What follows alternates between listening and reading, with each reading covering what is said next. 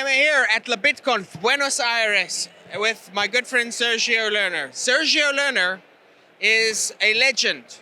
He's the chief architect behind the Bitcoin Layer 2 system, Rootstock. He's found probably more critical bugs in Bitcoin than any other person, so he saved all of our asses, and he does a mean steak, right? All right, so now what we're gonna do is we're gonna ask him about those things. Maybe we'll get to the asado at the end. So, Sergio, one of the core components of Rootstock is the POWPeg, right?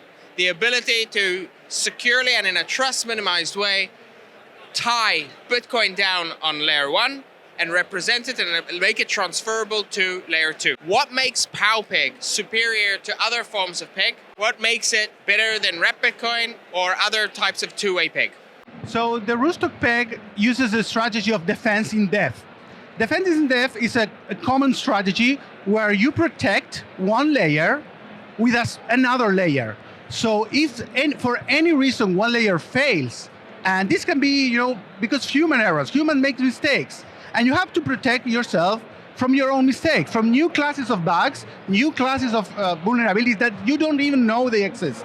So we put layers on top of layers, and each layer protects, the other layers. So basically, you have the pegnatories, you have a kind of a federation, but even if all these federation members go rogue and became malicious, they couldn't even access the private keys to steal the bitcoins. So in order to corrupt the system and steal funds, not only would I need to corrupt the majority of the pegnatories, but I would also need to corrupt the majority of the hardware secure devices, which probably means each device individually. Exactly, that's what you need. And maybe the governments, I don't know, the CIA, I don't know, maybe some of them will be able to corrupt one device, but to get access to the device, they need also to corrupt the pegnatory. So it becomes really, really hard to correct both the honesty, of the pegnatories and also these devices.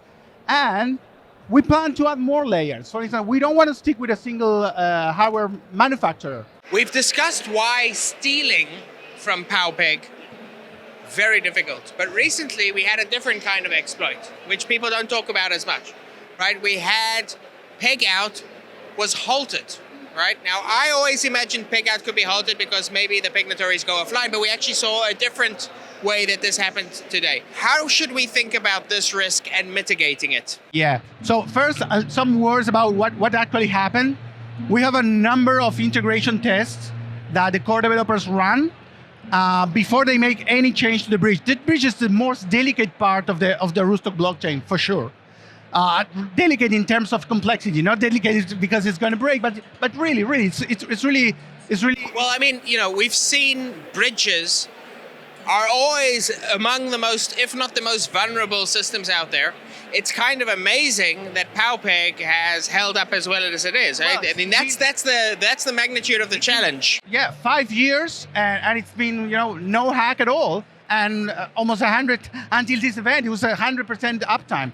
So what happened is that we because of the will of the community, we wanted to add an emergency signature, an emergency federation, to be able to, in any event, because these devices really have full control of the private key. I don't know if any other project in the ecosystem is under this stress, that if the device has any bug, the funds are locked.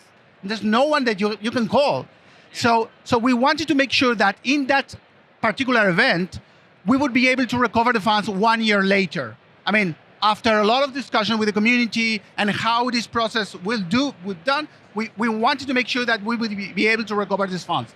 So we added the emergency multisig in a very similar way that it was added by Liquid, but Liquid uses a 2-week period, and we put a 1 year period. This changes. So Liquid is using SegWit, which allows them to have in this script a number of signatures. Well, we tested this on testnet and it worked perfectly. But when we moved it to mainnet, we realized that there was kind of a bug in the Bitcoin core that when it enforces. So is this bug number 10 that you're finding? Yeah, but it's not actually a bug, but essentially when you execute this script on SegWit, it works. But when you execute this in a pay-to-script hash, it doesn't work because it counts more signatures than there are actually being verified. So you mentioned Liquid. They also have a federation. They also have HSMs. They also have a similar idea of emergency withdrawal. How do you see POWPeg being different from what Liquid have? Okay, so Liquid design is closed source. Okay, the hardware boxes that they sell or they sell them to the functionaries is closed source. So that's a radical difference. All our design is open source. You can go to the repo, check the firmware, report vulnerability if you find one. Look at the audits that we made for different companies, and it's all open source.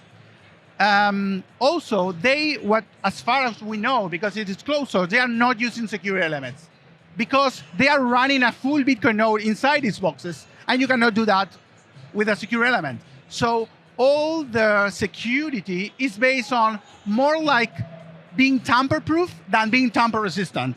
So essentially, if someone tries to tamper one of their boxes, probably they will notice, but it's not resistant to tampering, which means that someone could take the private key and run away, right? So that's another huge difference. I would say that the third difference, and this is going to be more important in the following years, is that we use off-the-shelf a hardware wallet made by one of the main manufacturers of hardware wallets, so that everyone will be able to participate in the POWPeg just by buying one of these devices, plugging into the computer, and installing the correct. And do you imagine that that is like what would we need to do in order to make that a reality?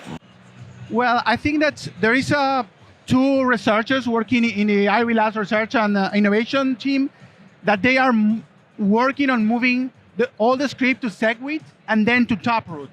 So they published like 3 articles about how they envision this to happen to be the minimum risk for Rootstock. So when we move this to Taproot, then we are free to add more pegnatories. Awesome.